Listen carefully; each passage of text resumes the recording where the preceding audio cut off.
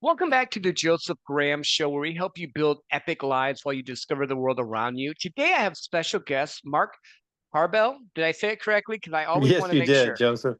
Cool. Thank you. You're very Perfect. nice. Perfect. Now, we met through our friend, Dr. Dorine. She's been on the show. She's an AI expert, has like taken businesses and done a bunch of crazy things. But she said I had to have you on my show. So I haven't talked to you yet, besides a little bit beforehand. Tell us a little bit about who you are, what you do, and who you help. Well, that's a great one. I'm a chef. First, I'm a dishwasher. Then I was a chef, and then a restaurant owner, and now a winery owner, a wine project owner, and just been in the hospitality, serving and caring for people my entire career, and just creating experiences and having some fun. No, I love that. That's interesting because like I've had a lot of people on, but not someone, and I like how you did it. You're like, I started out here and I built my way up and now so you own your own winery now, or is that Yes, how it's a that wine works? project. So I own my own wine brand, and it's just launched about a month and a half ago. When I was going to culinary school in Paris a long time ago, I also went to wine school, and I planted a seed, a dream of one day making wine, and I'm finally there, doing it in California and in France, my beloved France. That is very cool. So you just intrigued me because I love traveling. I'm a history guy. Why do you love France? Is it just the food? Is it the culture? What is it about France? Well, it's interesting. When I was very young, I lived in Paris for 4 years, going to school, both wine school and getting my culinary degree, and so I was brought into it as a young person. And being young in Paris at that time was super fun. I really enjoyed myself. I didn't sleep much, and I worked a lot, but I had a lot of fun. And I also began to appreciate the culture. And I think there's really two cultures in France. There's Paris, and there's everything else. And I got a chance to spend a lot of time in the countryside, and I found that to be most gratifying because, there's just such a beauty and quality of life and love of food and wine, which I love, but mostly love of food and agriculture. And, you know, I don't know, there's a lot of good deep breaths in the countryside of France. No, that makes sense because like I know a lot of people that like say New York City or LA. And then there's people like me, even though I live in Phoenix, I live on the outskirts, so I can get to stuff I need, but it's not as crazy hustle and bustle. And I grew up in small town America where like you had one stoplight and there you would bale hay, you would do different things. It's like two different dynamic cultures, which makes me now I'm curious because you're a chef. You own the winery, you do all this stuff, and that's not an easy job. Like I've looked into that before. Not that I want to do it, but like being a chef and having to deal with people and getting things perfect and right. What made you decide to do that? I know you said there was experience for people, but have you always loved cooking or? It grabbed me at an early age, and I've learned some stuff later, which I'll get into. But I always loved eating, number one, and I found if I learned how to cook, I could eat more and more often. So it was very food driven, for sure, hunger driven. And then, I would work summer jobs in my dad's business. He was in contracting, and then winter jobs, I would usually get whatever I could. And I found a job as a dishwasher in a restaurant, and something about the restaurant, the energy and the intensity and the adrenaline that flows through your veins in a restaurant just grabbed me. And later I learned from Dr. Ned Hallowitz, because of my gift of ADD, adrenaline is the natural Ritalin. So I think it found me instead of me Mhm. finding it. So it created this lifelong lust and journey to be in those intense, crazy, chaotic, reactive environments and be very calm. My my pulse is very low, and I can see more and live more calmly and clearly in these crazy environments. Yeah. Well, no, I have ADHD too. I get it. I think it's, well, let me ask you this. Do you see in patterns, like, can you like see the different patterns or how does it affect you? Like when you're doing business or cooking? Patterns, like, do I see shapes Or and patterns colors? or like, I say patterns more of like when I'm doing sales or I'm doing stuff or when I see people, like I see patterns in people. Like I can go to one group and I'll pick out this person, this person, and then the other. I didn't know how it affects you because you said you're calming chaos. So I'm Yes. interested in that. Yes, well, I'm common in it. I'm also a problem solver, I'm sure, like you are. So for me, I see the chaos, and I somehow thrive in it or feel comfortable in it because I can see the solution and the I can see a system around it very very easily, and I can see the answers to the problem. So I spent my career kind of addressing that, but I also love the intensity of being in battle, of being on the line, and being in a very chaotic, busy restaurant where, with humans, surprisingly enough, things can shift and things can go wrong and things don't go always as planned. And for me, that's just a very seductive distraction and interest to me. No, I get that. Like, because my mind works that way. Because we work ADHD, you have a very fast-paced mind. Your mind can make quick decisions, do things, and I think it's because we're comfortable in the chaos. That's why the calm comes because it's not one of those. It's like anything else. You have to get comfortable being uncomfortable. So you went from being a dishwasher, then you started being a Yes. cook. Then did you go like to sous chef and then to the master chef, or how did that Well, progress? I went first. After that, I went and did a culinary apprenticeship in Amsterdam, Holland, in a hotel there, Hotel Sonesta, and I was there for about a year. So that's where you go from putting away cans to putting away produce to to cooking the staff and employee meal to eventually cooking real food, I would say, and all through the stations, hot, cold, saute, everything, butchery. And after that, I went to culinary school, which completed my basic education in Paris at a very good school, École de Cuisine La Varenne. And I got my degree there. And then I worked as an apprentice in a one-star Michelin restaurant and a three-star Michelin restaurant while I was there. So it was just basically you work to your way. You don't become a chef until much later in your career. Hmm. While after all that, I did eventually become very quickly a sous chef in Boston, and then very briefly a chef when the chef left, and then my path took me out west after that. Yeah. But it's interesting because there's still the pattern of like the apprenticeship and the discovery and the going through. And here's the other thing I keep seeing. I like to see patterns. You went to Amsterdam to go to the first school, then you went to France. It's like you're going to go build the life you love waking up to, but you're also going to go and explore the world. Have you always loved travel? Is that kind of just part of the game for you, as I would call it? Yes, I love travel and I love creating I love meeting new people and I like to see the commonality among people, right? As humans, we have a common thread of humanness and humankind, I would say. And I mean the word kind. And so travel really reinforces that. If you don't travel and experience travel, in my view, at least for me, you can sometimes get isolated and fear-based and opinion-based around things you don't know much about or people you don't know much about because you read something about it. But as you dive into people and cultures and different environments and different upbringings, and they have totally different views on life. Not, most culturally, not like generally, but my culturally they do, and that's interesting.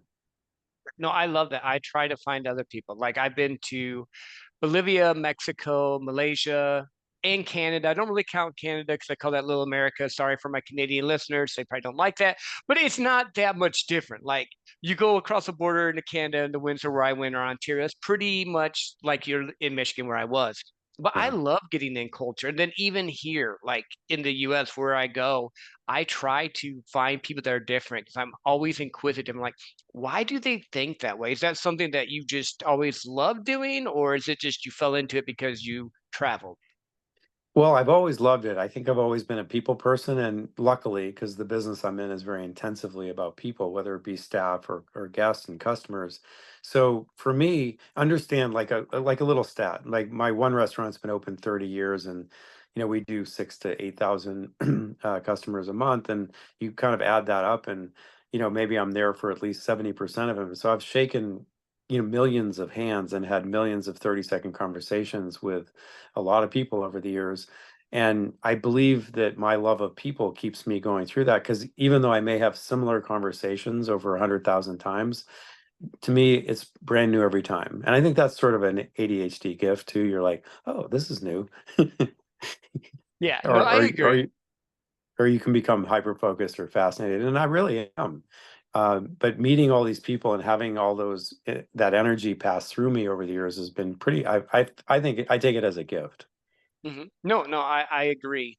And that I heard something else you said there. So you've had a restaurant for over 30 years that you're building, Mm. and then you decided to do your own wine line that you just launched, Yeah, and right? I started it about 6 years ago, but we just launched it. Yes, Is called. that, well, we're going to talk about the wine first now, because now my mind's going into the inquisitive stage. Is that because it takes that long for the wine to be ready to be prepared and set off, or for the one you wanted to do, the type you're doing?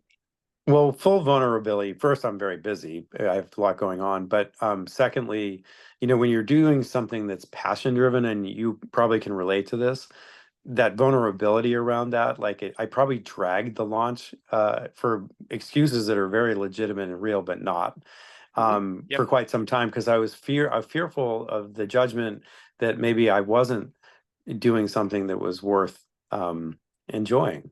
So there was a fear around it, but I'm getting over that because we're getting good response. Getting people really like it. We've had some great testimonials from lots of different people, including famous people like Sammy Hagar, and a lot of different people. But so we're getting some good response, and that feels good. But and it's motivating, but I'm still, inherently insecure about it because it's a Hmm. passion project.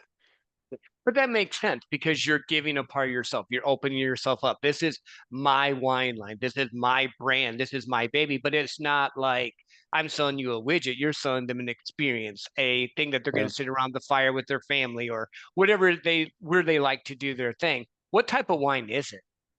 Well, I'm doing things that other people aren't. I'm using grapes that are known to me, but maybe not commonly used. And I'm going to areas that are either misunderstood or not well known because I really have done a lot of research and I've been 40 years in the business. And I think I have a story to tell through this. So while I do make Chardonnay, Cabernet, and Pinot, a very little of it in a European style, meaning leaner, higher acid, lower alcohol, I am making things like from Picpoul and Carignan and Petit Verdot, and making really interesting, when I say interesting, delicious wines out of it, but also exposing people to something in a new experience, a unique experience, which, I'm very passionate about. Well, I think wine is that way because like you can go and I like wine. Like I drink a lot of, well, not a lot, but I drink a lot of caps. That's kind of my thing. But if I drink liquor, typically I'm more of like a bourbon or a scotch guy. So it kind of plays into that palate where my wife likes Moscatos. But with with bourbon or liquor, it's kind of like you can do it with your friends without, but with wine, you almost want someone there that you're talking with and having that whole experience. To me, at least, it seems like it's a I want to have a good conversation. I want to maybe have a cigar. I want to have something that's going to draw me into it. What type of experiences are you trying to build for people with it or in your mind envisioning? I should be probably the better word. Well, I'm what I with it's a direct to your door, direct to your to consumer idea, membership based wine club. It's called Chachamouche, and Tarbell's Chachamouche, Chamouche, which mouche in French means fly. So it's a dancing fly. I don't know. Nice. It's really just a funny name. But so I'm bringing these experiences, and I want it to be like a celebration, a dance party in a bottle, where you get the box and you're immediately planning your dinner party with it, or you're using it in the box because it's a cool box as a regift, something you want to share with a friend. And most importantly, it's a community I'm building that wants to take a unique journey in wine through unique tastes and unique grapes that tell a story. And so they'll have exclusive rights to this as members. It won't be available in retail and restaurants. So it'll be something that they can make them feel like they can share a special experience with their friends. I love that. So is it like a different wine each month that they get, or is it like multiple wines? How's that set up? I've made multiple wines, so it will be 6 bottles per quarter, but it won't be six of the same. It'll be six Mhm. wines that are ready to drink at that time and ready for that moment in time, whether it be holidays that land around that moment or just, the weather around that moment or what people are doing. So I'm curating it just for that. And the other part that's interesting as a chef and being playful, outside of those 4 deliveries a year, I'm actually sending a couple of surprises a year, maybe a gift. Like currently, if you're signing up right now, I'm making custom handmade hand side platters with Blue Door Ceramics, who makes really amazing stuff for like Michelin restaurants like Alinea in Chicago, really high quality, really high touch stuff. So everyone's going to get one of those because I want to share that experience. I mean, what does it have something to do with wine? Maybe not, but to the whole entertaining experience, it does. That makes sense because you're giving them an experience, just like with your restaurant. They come, they can expect an experience. Same thing with this. You're giving them that for lack of better terms, like it's not just wine. Like if it's just wine, they can go get a box wine. I know I said that not as nicely, but they can go get a box wine from the store. Who cares? But with this, you're giving them a high quality wine. You found specific grape, and it's like a experience is the right word for it. So no, I like that a lot. What Yeah, and we're making, to be clear, we're making the wine. I don't own the vineyards. I contract with farmers I've selected. We actually have someone hired that does all the farming protocols and manages that. So they're farmed exactly how we want. All the vineyards are biodynamic, organic, or sustainable, and sustainable. So it's very, very, very from grape and growing from leaf to bottle, it's very managed and controlled by us. No, I like that. So I'm gonna ask a question I didn't know before. Are there like wines where they're not doing that with, like they're not taking the precautions and stuff, or they're just like spraying pesticides and all the crap on it? Well, yes, because it's not easy. You have to kind of be a small farmer and controlling your space and or your vines and your property. But yeah, there's a lot. And I wouldn't say there's a lot of irresponsible farming out there, even if it's not organic. I would it would be wrong to say that. There's a lot of good farmers that aren't organic. And I think I don't know if they use pesticides so much, but they're concerned mostly about sometimes there's conditions like mold and Mhm. little mite, that could ruin the whole crop, frankly, very quickly. So, you know, they've been doing those types of treatments in wines that we've all been drinking for years. Whether they have a long-term effect and they translate in the bottle, I don't know. I'm not a scientist, but I do it because of my personal passion for the kind of farming these people are doing. It's a personal thing. No, I love that because I think sustainability is huge. I think helping people that have that aspect is cool. Like it's not always about here comes from a sales guy to make money. It's not always about making the most money, it's about making the most impact. Which I think so many times people get caught up in it's a business, I gotta make money. But with you, all I keep hearing and seeing is that I had this passion, so I went and tried it. Now I'm gonna give it to people. Oh, I decided to start a restaurant 30 years ago. Now I'm gonna give it to people. Oh, now I'm gonna do the wine. So is it like the finale or what's next? Because it's almost like I'm thinking like you're gonna get bored with this once you get it going and set, because then you're gonna need a new passion project. Well, the thing about that, because ADD folks, we all with that gift, we get a little bored, but it's never ending. Every year is different. Every climactic influence is different. Every harvest is different. Every time you get that juice pressed, it's going to need different influences and touches and not touches in the vineyard, in the winery. So I think it's one of those things when you're hyper focused, it's like a lifelong hyper focus because you can't really perfect it. You're always working to make the best you can at the moment. So I No, I I hope love I'm that. still interested in it for a long time. No, I get that. I get that. So I'm going to ask you a couple of business questions because you started the business 30 years ago. It's still running. You serve 5 to 6,000 people a month. I think is what you said, if I heard you correctly. How did you navigate and all the different, like the economy, the different things? How do you keep it going and be in an interest after 30 years?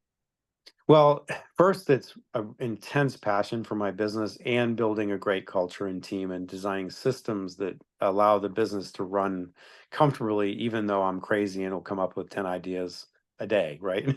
So my staff is protected from that craziness and sticks to their mission. And there's all kinds of chapters. Since I've been open 30 years, you can imagine I've been through wars and bombings and 9/11s and economic crashes and all kinds of inflationary pressures. And right now we're in another chapter. I mean, Mhm. post COVID, there's been a huge increase in wages and salaries and payroll. So, which is all a result of the environment and what's happening now, but it's a reality, right? And of course, everything that gets trucked around with high gas prices, which is everything food, is also increasing. Inflationary pressures are there too. So I see this coming because I've seen kind of the movie before. That doesn't make it any less challenging, but you just have to not use emotion and opinions in your decision making, which is hard when you own your own business. It's very emotional. So you break it down, you look at data, you come up, you don't forget number one job is take care of your guests and your customers and take care of your staff. If you do those two things and your decisions are around that, even though might have to tighten your belt while you figure it out, it's the right thing to do in the long run. Oh, I love that. a buddy of mine said it like this before. You can't be romantic with the thing. You have to, when it's a business, you have to run it like a business. It doesn't mean that you don't care. It doesn't mean that you don't pour your heart and soul into it. Entrepreneurs are the creators of the world. We go out and create something that wasn't there and make it happen. So we're going to be passionate, but we have to listen to our customers and find out, okay, these are the economic times. This is what's going on. So no, I like that. I want to shift again a little bit too, because I want to go back to the travel. So you've been to France, you've been to Hmm. Amsterdam. Have you traveled to a lot of other places, or have you just been mostly in Europe? Where's been some cool places you wanted to go or gone? I have gone, luckily, I've been able to travel to like Argentina, of course, a lot in Mexico. I've been all over Europe, Great Britain, Indonesia, New Zealand, Japan, Canada as well, Canada's several beautiful. times. It's Yeah, beautiful. I love Canada. Um, and and every country in Europe as well. So and Eastern Europe a little bit. So it's been, I haven't gone everywhere. I still have a bit of a list, but I just want to keep it moving. But I love to travel. What has been the, I won't say favorite because people that love to travel, you'll have 30 different things. So what's one experience that you've gotten to do that people should do if they could? It depends on your interest, but mine primarily is driven by food. And I like to do outdoor stuff. So one of the most memorable, I was on the island of Borneo, out of around Indonesia, and there's a tall peak there, the tallest in all of Southeast Asia. And I think it's like 14,000 feet or something. It's called Mount Kinabalu. And so I decided that I was just going to hike it. And it goes from jungle to above tree line. So and it takes about 2 days. There's a hut that you sleep at for a few hours, about three-quarters of the way up or two-thirds of the way up. And I was able to watch a sunrise from that. Being the tallest peak on this island and in Southeast Asia, I could see all of South China Sea. It was memorable and great. And on that note, I love to go to glacial fed mountain lakes and just jump in. Yeah, yeah. As far as the food thing, gosh, there's so many. I mean, Italy is just wonderful. France is wonderful. I mean, Scandinavia is wonderful. Spain, amazing. Barcelona. And then, of course, I love Japan. I just love the aesthetic and the attention to detail and craftsmanship over there, and the seriousness in which they take, things food related and drink too. No, that I love food. I like trying to do different things. Like when we were in Malaysia, I had a durian, which is the king of the fruit, and either you love it or hate it. You had it. I can tell from the shaking you up. My wife did not like it. I enjoyed it. It was great, but I only got to have it once because she's like, you can't eat that again. It's disgusting. Well, it does have an aroma to it. Let's be It honest. does. It does totally. You said you jumped in Glacier Lakes. I did that when I was in Montana at my buddy George Bryant's event. In Whitefish Lakes there. It was like I think Mhm. 39 degrees. Are you like into cold plunging and stuff like that, or it's just like, hey, this is a lake, I'm gonna jump into it? I am into cold plunging. I like it, but I grew up in New England and on the coast of New England, and we used to do what the polar bear plunges, in the Mhm. winter. So I grew up kind of doing that without knowing it was beneficial. It was just more like, will you do it? Will you do it? Will you Yep, do it? I yep. bet you won't, that kind of stuff and jump in. But I find it very invigorating. I am a member of a cold plunge optimize here in town. I don't go there as much as I'd like. So because of my busy schedule, I do believe when you can get a cold shower, great, do it. And if you can jump in a glacial lake, way better. Yeah. Yeah. I did that and it was like I was with some guys and I had never done it before. And they're like, I'm thinking I want to do a minute. And my one buddy looks at me and goes, no, we're gonna do three. And the other guy goes, no, we're doing five. I'm like, what? But I stayed in for five. And after about 90 seconds, and he helped me with the breathing and all the stuff, it worked. I was like, oh, and then it was magical. In the beginning, I was like, Yeah. why am I doing this? Your mind's going stupid. Like, what are you doing? But then you get into that zone. What other like self-help or self-care practices do you subscribe to? Well, there's so many, but some of the things that I am doing currently is making one happy call a day, not a business call, not a have to call, just, for a random call to a friend or an acquaintance and that makes you happy and smile, just a brief one.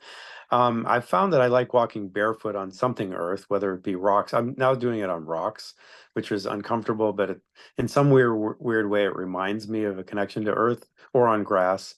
if you can do that. I do meditate at least once a day, which I find, and do breath work like Wim Hof breath work. So those are some of the things that everyone's different, right? You Mhm. find what does well for you, and it when it does well for you, it's sort of a calming, relaxing, channeling, focusing thing where it isn't work to do it. It's not a thing I check off and say, I gotta do this. I actually look forward to it. So those are a couple of things that I do.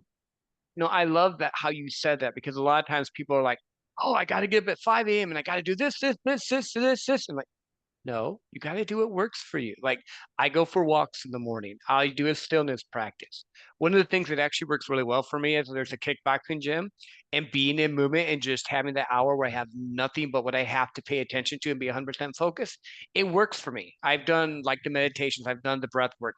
I think it's like what you said though, finding what your body needs at that time. I'm actually going to have someone come on and she's talking about intuitive eating, learning how to eat right instead of just chasing the newest fad diet and all, like listening to your body. So I like what you were saying there with that.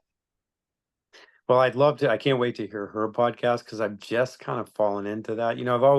I'm susceptible, like we all are, to some fad or trend of the time of diet. Not that, I think about it. I'm in food too, so I think about it a lot. But I'm just like, I'm just going to eat what I want. Oops. Yeah. Well, but I think it's just the balance of figuring out. I try. There's weeks that I do really well, weeks I don't. But it's like I try to do 70, 80% good food because I want to live a long life and chase grandkids and be super strong when I'm older. But then there's also the times where I want like a good scotch, which is always not the best for me, or like some chocolate cake or something that just, makes you be like, oh, I really like this. It's just figuring out what works for you.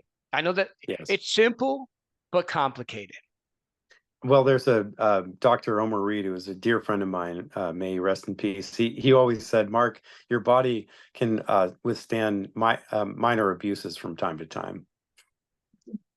So I'm Problem like, is okay, when we're young, we kind of major abuse it. Because I remember you said when you were in Paris, you didn't sleep much. I'm assuming in yeah, Amsterdam, you didn't sleep much. I mean, you're working, you're doing school stuff or like training up, but those cities never sleep. So, yes, I know, and you feel like you can live through that, which you actually can survive quite nicely, but and yeah, then for a you time of realize season.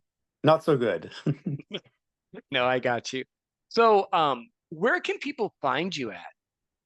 Well, I'm at Tarbell's, Mark at Tarbell's. That's my email. Oops, did I put it there? You can directly contact me, though I'm slow on emails, but tarbells.com for sure. And then the winery is chachamouche.com, CHACHAMOUCHE, I think.com. And that's probably the best place.